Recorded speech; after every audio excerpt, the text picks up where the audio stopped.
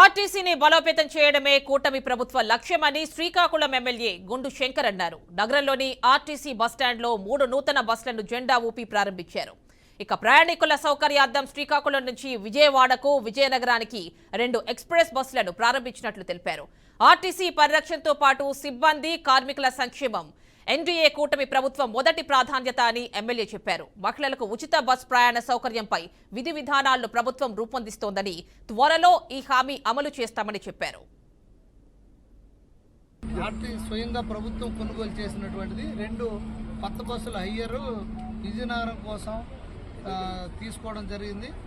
ఇది ప్రయాణికులకు సౌకర్యార్థం మంత్రి గారు, రాష్ట్ర రవాణా శాఖ మంత్రి గారు ముఖ్యమంత్రి ఆదేశాల మేరకు తక్షణ చర్యలు తీసుకొని ఇవి ఏర్పాటు చేయడం జరిగింది. దీనివల్ల ప్రజలకు చాలా ఉపయోగం జరుగుతుంది కనుక ఈ సౌకర్యాన్ని ప్రజలందరూ ఉపయోగించుకోవాల్సిందిగా కోరుకుంటూ, అలాగే ఇంకా దీన్ని మున్ముందు ఇంకా మరింత ప్రజలకు చేరువ దిశగా ఆర్టీసీని బలోపేతం చేసి ముందుకు తీసుకెళ్లడం ధ్యేయంగా ప్రభుత్వం యొక్క లక్ష్యమని ఈ సందర్భంగా